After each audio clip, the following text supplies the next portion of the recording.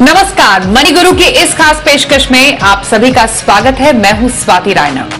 अर्थ day के मौके पर हमने सोचा क्यों ना पर्यावरण से जुड़ा हुआ कोई एक टॉपिक आप सबके लिए लेकर आए, और इसी के तहत ऐसी स्कीम के बारे में हम आज चर्चा करने वाले हैं जो कि ऐसे कंपनियों में निवेश करती है जो कि एनवायरनमेंट, सोशल रिस्पॉन्सिबिलिटी और गवर्नेंस को ज्यादा तवज्जो देती है, उस पर उनका ज्यादा फोकस रहता है। अभी ईएसजी स्कीम्स क्या होती हैं, इनमें निवेश करने का फायदा आपके लिए क्या है, पोर्टफोलियो में आप क्यों शामिल करें ऐसी स्कीम्स को, और साथ ही साथ ईएसजी स्कीम्स अगर आपको चुननी है तो किन के लिए है और कैसे इसमें निवेश करें, ये तमाम बातें हैं जिस पर आज हम करने वाले हैं चर्चा। हमारे साथ खास मेहमान हैं, सबसे पहले उनका परिचय करा दें। Kaustubh Belapurkar, director manager research, Morningstar. Kaustubh, आपका बहुत स्वागत करते हैं मनी गुरु की आज के इस खास पेशकश में। और बेहद ही खास इस मौके पर हम ईएसजी स्कीम पर चर्चा करने वाले हैं, जिसके बारे में शायद बहुत सारे लोगों को मालूम तो नहीं है, लेकिन अगर मालूम चलता है तो पोटेंशियल इस पूरे थीम में आगे आने वाले टाइम में अपार है। तमाम हम इसमें संभावनाएं देख सकते हैं। इसलिए सबसे पहले अगर हम शुरुआत करें ईएसजी स्कीम के बारे में बातचीत करने की, मैं सबसे पहले कौस्तभ आपसे जानना चाहती हूं, ईएसजी स्कीम बहुत ही आसान भाषा में है क्या, किसको कहते हैं ये? जी जरूर, धन्यवाद स्वाति जी मुझे शो पे बुलाने के लिए। और तो जो ईएसजी स्कीम होता है, जैसे आपने बोला, ईएसजी का मतलब एनवायरमेंटल, सोशल और गवर्नेंस जो होता है, और मैं थोड़ा एक्सप्लेन करना चाहता हूं क्योंकि काफी मिसअंडरस्टूड कॉन्सेप्ट रहता है कि सिर्फ एनवायरमेंट की तरफ देख रहे हैं या सिर्फ सोशल या गवर्नेंस की तरफ देख रहे हैं। तो ईएसजी जो है वो एक ब्रॉडर फ्रेमवर्क जो सस्टेनेबल इन्वेस्टिंग बोलते हैं उसके नीचे आता है। और सबसे बेसिक जो सस्टेनेबल इन्वेस्टिंग होता है उसको बोलते हैं एक्सक्लूजनरी इन्वेस्टिंग। उसका मतलब कि जैसे हमें टबैको कंपनीज, जो सिगरेट बनाने वाले कंपनी या दारू बनाने वाले कंपनीज या जो जुए के कंपनीज, उनमें इन्वेस्ट नहीं करना है, तो वो एक्सक्लूजनरी इन्वेस्टिंग हो गया, एकदम basic form of sustainable investing. उसका दूसरा और मोर इवॉल्व जो होता है वो ईएसजी इंटीग्रेशन या ईएसजी इन्वेस्टिंग बोलते हैं। और इसमें फंड मैनेजर क्या देखते हैं, इसमें ये देखते हैं कि जो कंपनियों में वो निवेश कर रहे हैं क्या रिस्क है एनवायरमेंट या सोशल या गवर्नेंस के हिसाब से उस कंपनी के बिजनेस मॉडल में। तो ना सिर्फ हम एनवायरमेंट, सोशल और गवर्नेंस के लिए अच्छा करना चाहते हैं, पर जो जैसे हम फाइनेंशियल रिस्क की बात करते हैं कंपनी में, जब जो भी फंड मैनेजर है वो देखेंगे कि अच्छा बिजनेस कैसे चल रहा है, कैश फ्लो क्या है, प्रॉफिटेबिलिटी क्या है। ये ईएसजी एक नया पैरामीटर है जो बहुत ही महत्वपूर्ण पैरामीटर है जो फंड मैनेजर आजकल देखने लगे हैं, जिसमें क्या रिस्क हो सकता है कंपनी के बिजनेस को, उनके प्रॉफिटेबिलिटी को, उनकी शेयर प्राइस को। अगर कुछ रिस्क है जो उस कंपनी ने ठीक से मैनेज नहीं किया, और ये रिस्क काफी हो सकते हैं, जैसे हमने एक्सप्लेन किया एनवायरमेंटल हो सकता है, और मैं कुछ उदाहरण देना चाहता हूँ। जैसे दर्शकों को याद दिलाना चाहता हूँ, 2010 में गल्फ ऑफ मैक्सिको में ब्रिटिश पेट्रोलियम का एक बहुत ही बड़ा ऑयल स्पिल हुआ था, और ये काफी बड़ा एनवायरमेंटल हजार्ड हुआ, और इससे कंपनी को काफी फाइन लगे, उनका प्रॉफिटेबिलिटी हिट हुआ और उनका शेयर प्राइस भी काफी गिरा। तो ये बहुत ही बड़ा एनवायरमेंटल रिस्क था उनकी कंपनी के बिजनेस मॉडल में जो उन्होंने मैनेज नहीं किया। सेम अगर हम सोशल की बात करें तो हाल ही में कुछ साल पहले अगर मैं इंडिया की बात करूं तो हमारे एक ऑटोमोटिव कंपनी में हड़ताल हो गई थी उनके एक बड़े प्लांट में, क्योंकि उनके सोशल प्रैक्टिसेस थोड़े से, उनके जो लेबर स्टैंडर्ड्स थे काफी अच्छे नहीं थे। उनका वहां पे उनका काफी वो प्लांट बंद रहा, उनका हिट हुआ दोनों प्रॉफिटेबिलिटी पे और उनके शेयर प्राइस पे। गवर्नेंस की बात करें तो हम काफी लोग बात करते हैं कि गवर्नेंस जो पुअर कॉर्पोरेट गवर्नेंस वाली कंपनियां काफी हैं जो उनका शेयर प्राइस और प्रॉफिटेबिलिटी में काफी। तो ये जो 3 रिस्क हैं ये फंड मैनेजर जांच करते हैं कि कंपनी का क्या एक्सपोजर है। और दूसरी अलग कंपनियों में अलग टाइप का रिस्क होगा। जैसे अगर हम तेल की कंपनियां देखें तो उनमें एनवायरमेंटल रिस्क बहुत ज्यादा होता है, और अगर हम सोशल रिस्क की बात करें तो जो लेबर स्टैंडर्ड्स हैं या जो हमारी आजकल सोशल मीडिया कंपनीज काफी पॉपुलर है, इंडिया में हालांकि कोई ऐसे लिस्टेड वो नहीं है, पर अगर हम विदेश में देखें तो जैसे फेसबुक हो गया, जो बाकी की सोशल मीडिया कंपनीज, उनमें कस्टमर प्राइवेसी बहुत ही इंपॉर्टेंट है और वो कैसे मैनेज कर रहे हैं, कुछ रिस्क आ रहा है। जैसे हमने देखा था फेसबुक में 2018 में उनका काफी बड़ा जो स्कैंडल ब्रेक हुआ था कि कस्टमर डेटा लीक हुआ था उनका, और उनके शेयर प्राइस में काफी गिराव हुआ था उस टाइम पे। तो ये सब रिस्क फंड मैनेजर इवैल्यूएट करते हैं हर जो कंपनी में वो इन्वेस्ट करना चाहते हैं, ई, एस और जी, एनवायरमेंटल, सोशल और गवर्नेंस, और उसको लेके वो फिर निवेश करते हैं कि जिस कंपनी वो रिस्क ठीक से मैनेज कर रहे हैं कि नहीं। ओके कौस्तभ, आपने इस पूरे कॉन्सेप्ट को बहुत अच्छे से समझाया हमारे दर्शकों को। ये ईएसजी का जो कॉन्सेप्ट है वो बेसिकली है क्या? अगर हम ग्लोबली बात करें, जो ये ईएसजी इन्वेस्टिंग है, मतलब ऐसी कंपनियों में निवेश करना जो कि बेसिकली हम बहुत ही आसान भाषा में बोले, ना सिर्फ पर्यावरण के प्रति बल्कि corporate responsibility, social responsibility, governance के प्रति भी काफी ज्यादा जागरूक भी और सेंसिटिव भी हैं। सस्टेनेबल कॉन्सेप्ट की भी हम बात करते हैं। ग्लोबली तो काफी ज्यादा ये पहले से एक पॉपुलर इन्वेस्टमेंट हम कह सकते हैं एक मेथड या स्कीम रही है। पर अगर भारत में बात करें, क्योंकि बहुत ज्यादा ट्रैक रिकॉर्ड नहीं है हमारे पास, स्कीम्स अब जुड़नी शुरू हुई हैं, भारत में अब तक इसका रिस्पांस कैसा रहा है, स्पेशली विद इन मिलेनियल्स? क्योंकि ये एक नई स्कीम है, इसमें कुछ अलग तरीके के कुछ पैरामीटर्स भी हैं, जोखिम भी हैं, इसलिए with in India and specially अगर हम एक पर्टिकुलर वर्ग की बात करें, युवाओं में, मिलेनियल्स में, ये स्कीम कितनी पॉपुलर है? जरूर स्वाति जी, आपने बहुत ही महत्वपूर्ण सवाल पूछा है, क्योंकि तो पहले मैं उदाहरण देना चाहूंगा कि ग्लोबली क्या ट्रेंड हुए हैं और इंडिया में हम कैसा सोच सकते हैं कि क्या फ्यूचर में हो सकता है। तो ग्लोबली यूरोप में सबसे पहले और सबसे ज्यादा पॉपुलर ये सस्टेनेबल इन्वेस्टिंग या ईएसजी स्कीम्स, और यूरोप अभी भी 70 से 80% जो फंड्स हैं या ईवन जो एसेट्स हैं वो यूरोप में ही आते हैं। तो बाकी के भी हम जो डेवलप नेशंस देखे हैं, जैसे यूएस देखे, ऑस्ट्रेलिया देखे, अभी बढ़ाव आ रहा है उनमें, पर यूरोप सबसे आगे है जब सस्टेनेबल इन्वेस्टिंग की बात करें। और इन देशों में जो आपने मिलेनियल्स की बात की, और इंडिया में अभी काफी नया कॉन्सेप्ट आपने जैसे बोला, वहां पे मिलेनियल्स में ज्यादा एक्सेप्टेंस है, क्योंकि उनको they are more open to such ideas, और उनको पता है कि जैसे एनवायरमेंट की हम बात करें, वो इम्पैक्ट उनको ज्यादा आगे जाके काफी इम्पैक्ट कर सकता है, तो वो ज्यादा एक्सेप्टेबल है ये सस्टेनेबल इन्वेस्टिंग या ईएसजी के बारे में। अगर हम भारत और लोकल कॉन्टेक्स्ट की बात करें, तो अभी क्या हुआ कि हाल की लास्ट 1-2 सालों में काफी 9-10 फंड का लॉन्च हुआ है, ईएसजी फंड, जो जैसे हमने एक्सप्लेन किया ये फंड क्या करते हैं भारत के इसमें, और जो पैसा आया है वो कुछ 11,000 करोड़ का भी ईओन है इन स्कीम्स में, और ये अक्रॉस द इन्वेस्टिंग स्पेक्ट्रम आया है। तो ये इन्वेस्टर लेवल ब्रेकअप नहीं है, पर अगर इंट्यूटिवली हम सोचे जैसे बाहर के देशों में है, यंगर पॉपुलेशन में ज्यादा अवेयरनेस है, और शायद इससे इस सेगमेंट से, मिलेनियल सेगमेंट से ज्यादा पैसा इन स्कीम्स में आया होगा। और हमारे हिसाब से ये बस अभी शुरुआत है, क्योंकि जैसे मैंने बोला कुछ 11,000 करोड़ के जो अभी फंड से मैनेज कर रहे हैं, अगर हम पूरे दुनिया का देखें तो कुछ 2.7 ट्रिलियन यूएस डॉलर्स, तो 1800 गुना हमारे हिसाब से 1800 टाइम्स ऑफ हमारा जो इन्वेस्टिंग अभी फंड इन फंड्स में है वो ग्लोबली इन्वेस्ट हुआ है, और हर महीने नए नए फंड्स वहां लॉन्च हो रहे हैं। जो पुराने फंड्स हैं वो भी सस्टेनेबल फंड्स में कन्वर्ट हो रहे हैं, क्योंकि काफी डिमांड है इन्वेस्टर्स से। तो पहले जब 10-15-20 साल पहले चालू हुआ तो सिर्फ कॉर्पोरेट इंस्टीट्यूशनल इन्वेस्टर्स इसके बारे में सोचते हैं, पर पिछले 10 सालों में हमारे जो रिटेल इन्वेस्टर्स हैं, मिलेनियल्स हैं, उन्होंने बहुत ही ज्यादा इंटरेस्ट लिया है इस थीम में, और हमें लगता है कुछ सालों में इंडिया में भी ऐसे ही अवेयरनेस और बढ़ता जाएगा। अच्छी बात है कि ये फंड्स ऑलरेडी आ चुके हैं, अभी इन्वेस्टर्स का अवेयरनेस भी बढ़ाना है, जैसे हम आपके साथ इशू कर रहे हैं, तो अवेयरनेस धीरे धीरे बढ़ेगा, एक्सेप्टेंस बढ़ेगा। मुझे लगता है अगले के 5, 10, 15 सालों में ये काफी ब्रॉड और वाइडली एक्सेप्टेड थीम हो जाएगा इंडिया के हिसाब से।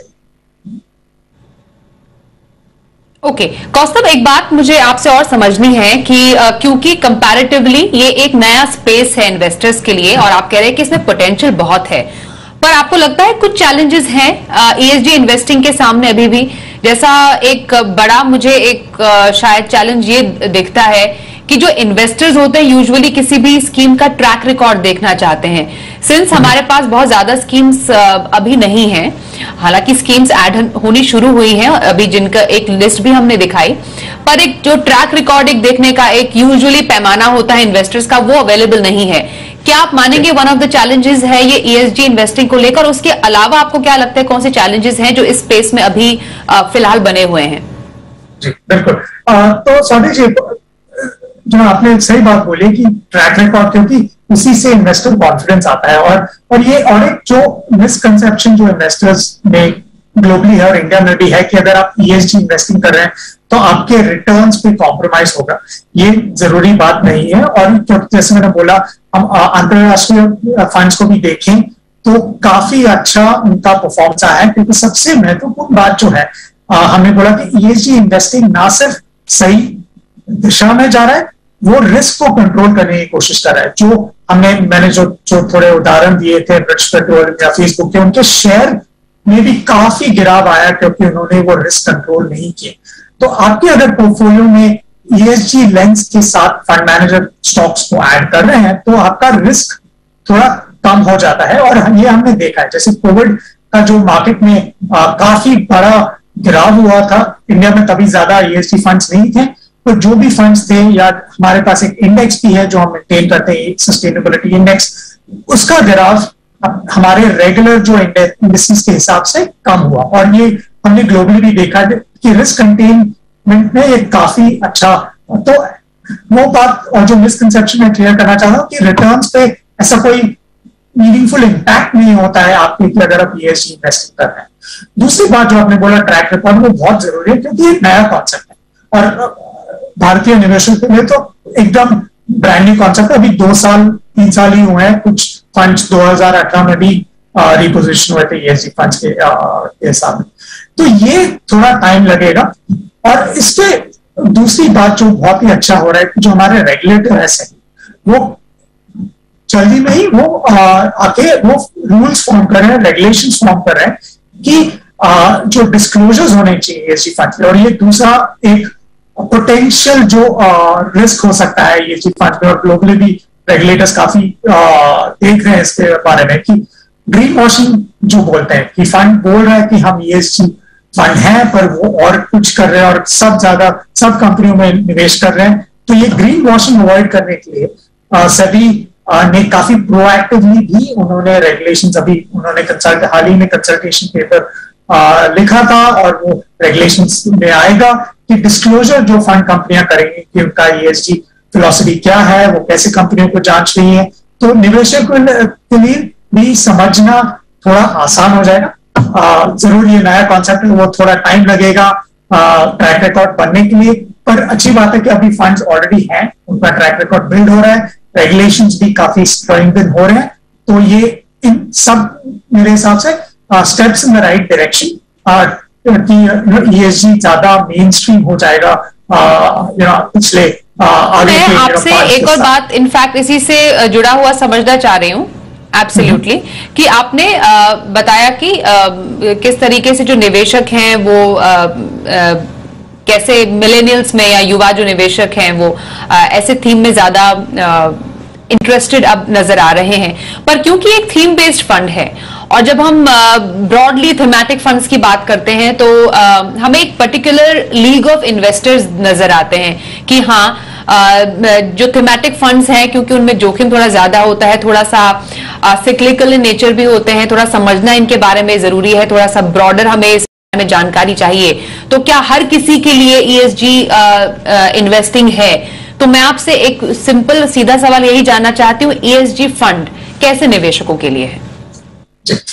तो ये और एक स्वाति जी बहुत ही इंपॉर्टेंट चीज मैं हाईलाइट करना चाहता हूँ कि ईएसजी एक्चुअली एक ओवरऑल कॉन्सेप्ट है। तो ये थीम बेस्ड अभी जो निवेशकों को लग रहा है एक्चुअली काफी मेन स्ट्रीम हो जाए, क्योंकि जैसे मैं एक्सप्लेन कर रहा था कि हर कंपनी में ईएसजी रिस्क रहता है और अभी आप ईएसजी के लेंस से देख रहे हैं कि नहीं, पर आगे जाके मेरे हिसाब से, और जैसे ग्लोबली हुआ है, सब फंड मैनेजर्स किसी ना किसी एलिमेंट से ईएसजी इंटीग्रेशन हम उनके रिसर्च में करेंगे, और ये ऑलरेडी हो रहा है भारतीय फंड कंपनियों के तरफ से भी, कि जो रिस्क है ईएसजी के जो कंपनियों में, वो इवैल्यूएट करके ही वो कंपनियों को अपने पोर्टफोलियो में ऐड करेंगे, वो रिस्क कम करने के लिए। तो अभी थीम के हिसाब से अभी देखा जा रहा है, पर अगले कुछ सालों में ये ज्यादा मेन स्ट्रीम हो जाएगा, और मेरे हिसाब से जो थीमेटिक और जो तीसरा लेवल है जो ईएसजी इन्वेस्टिंग का है, जो इम्पैक्ट इन्वेस्टिंग या थीमेटिक ईएसजी इन्वेस्टिंग बोलते हैं, वो थोड़ा ज्यादा अभी तो भारत में नहीं है। कुछ एक आध फंड है जो जैसे क्लाइमेट चेंज की बात हो गई या वाटर कॉन्सेप्ट का, वो ज्यादा थीमेटिक बेस्ड होंगे। वो जो mainstream ESG integration funds जी हम बात कर रहे हैं, वो मेन स्ट्रीम हो जाएंगे। सब फंड मैनेजर्स ईएसजी जैसे फंडामेंटल एनालिसिस करते हैं स्टॉक्स पे, वैसे ईएसजी एनालिसिस करके ही वो फंड्स वो स्टॉक्स अपने फंड में डालें। ओके, ठीक है। यहां पर एक ब्रेक लेते हैं, और ब्रेक के बाद हम जानना चाहेंगे कौस्तभ से कि ईएसजी फंड में आप निवेश कैसे कर सकते हैं, तरीका क्या है, आपके पोर्टफोलियो में क्या वैल्यू ऐड करेगा, बेसिकली ईएसजी स्कीम के आपके पोर्टफोलियो के लिए फायदे क्या है, और निवेशकों को ध्यान में क्या रखना है। ये चर्चा आगे भी जारी रहेगी छोटे से ब्रेक के बाद।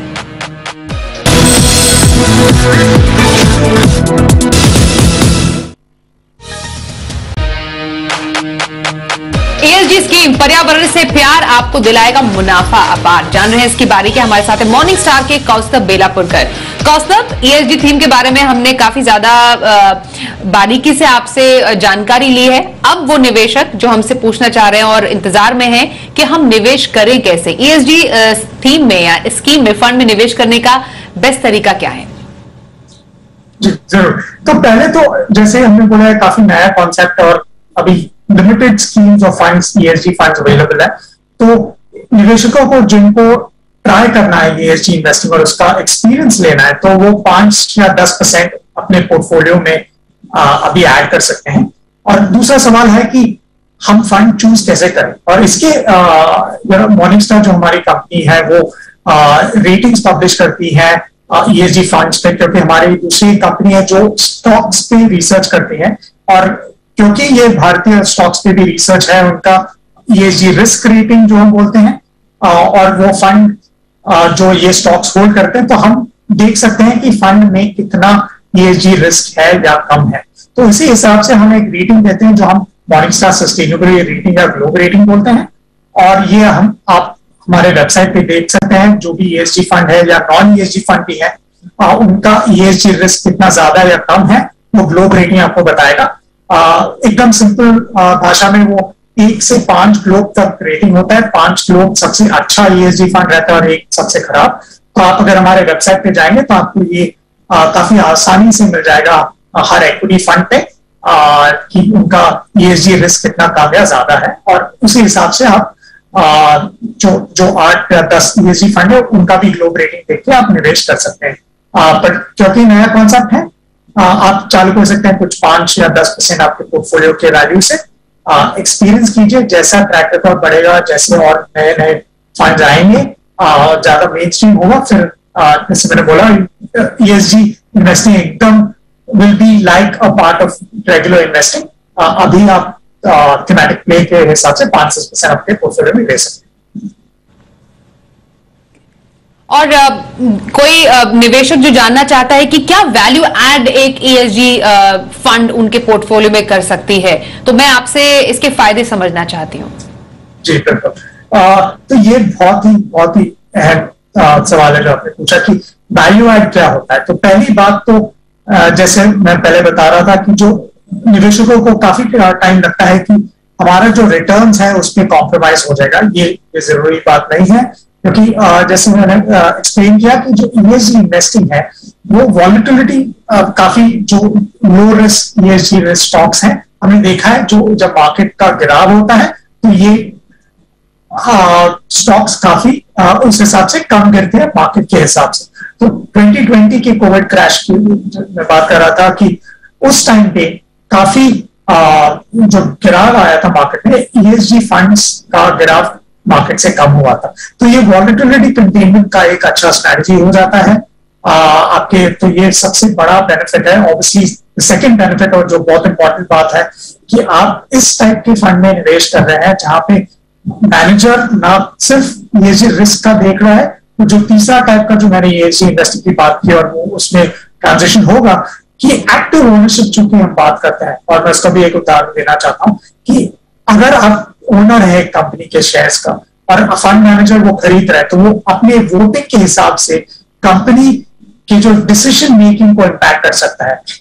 हाल ही में एक कंपनी में CEO का पगार बढ़ाने के लिए एक वोट हुआ था और काफी निवेशकों ने उसको वोट डाउन किया क्योंकि उस कंपनी का रिजल्ट इतना अच्छा नहीं था, बट पगार काफी ज्यादा बढ़ रहा था। तो ये जो कॉर्पोरेट गवर्नेंस का एंगल था, एक्टिव ओनरशिप के थ्रू ESG फंड्स भी टैकल कर सकते हैं। तो आप आपके निवेश के थ्रू एन ESG फंड आप ये एक्टिव ओनरशिप या पॉजिटिव चेंज तो बोलते हैं, एनवायरमेंट में हो, कॉर्पोरेट गवर्नेंस में हो, सोशल लेबर स्टैंडर्ड्स में हो, आप ला सकते हैं थ्रू ESG फंड। ये इंडिया में तो ऑब्वियसली बहुत नया कॉन्सेप्ट है, बट ग्लोबली बहुत ही पॉपुलर ये चल रहा है। ओके, आपसे आखिरी सवाल होगा कौस्तभ कि ESG फंड जो भी हमारे पास अवेलेबल अभी है बाजार में, ESG स्कीम्स, वो उस पर निवेश करने से पहले हम टू डू लिस्ट कहें या फिर किन बातों का ध्यान रखना है, वो मैं आपसे समझना चाहती हूँ निवेशक के लिए। जी बिल्कुल। तो सबसे पहले तो आपको समझना है कि वो जो ESG फंड है उनका इन्वेस्टमेंट मैंडेट क्या है। जैसे मैंने समझाया, 3 टाइप के टिपिकली ESG फंड होते हैं और भारत देश में मोस्टली कैटेगरी 2 जैसे ESG इंटीग्रेशन के फंड्स हैं वो है, और सबसे बेसिक टाइप जो होता है वो एक्सक्लूसिव होता है। दूसरा ESG इंटीग्रेशन, और तीसरा जब मैं समझा रहा था इम्पैक्ट या थीमेटिक इन्वेस्टिंग, जैसे क्लीन वाटर हो गया या क्लाइमेट चेंज हो गया। अगर आपका वो उद्देश्य है कि आपको पॉजिटिव इम्पैक्ट लाना है क्लाइमेट के हिसाब से या क्लीन वाटर के लिए, तो टू डू लिस्ट में पहले आपको सबसे पहले समझना है कि ये इस फंड का मैंडेट क्या है। उसके आगे आप चाहे तो आप देख सकते हैं कि फंड मैनेजर कैसे कंपनियां चूज कर रहा है और वो इन लाइन है कि विद मैंडेट और नॉट। और आप फंड की रेटिंग, जो हमारी ग्लोब रेटिंग है, वो आप भी देख सकते हैं क्योंकि वो अच्छा गाइड हो जाता है कि जो मैनेजर बोल रहे हैं कि ESG इंटीग्रेशन है, पर उनकी जो कंपनियां वो खरीद रहे हैं वो एक्चुअली लो ESG रिस्क है कि नहीं। तो ये आपके हिसाब से एक अच्छा टू डू बेसिक चेकलिस्ट हो जाएगा आपको देखने के लिए कि ये फंड आपके पोर्टफोलियो में आना चाहिए कि नहीं। ऑल राइट, तो ESG इन्वेस्टिंग को लेकर बहुत सारे हमने बारीकियां समझी हैं। क्या होती है ESG स्कीम, क्या इसके आगे आने वाले समय में पोटेंशियल है, आपको निवेश क्यों करना चाहिए और किन बातों का ख्याल रखें, बताने के लिए कौस्तभ आप मनी गुरु में हमारे साथ शामिल हुए, धन्यवाद करेंगे आपका। मनी गुरु में आज के लिए बस इतना ही, रुकेंगे एक ब्रेक के लिए।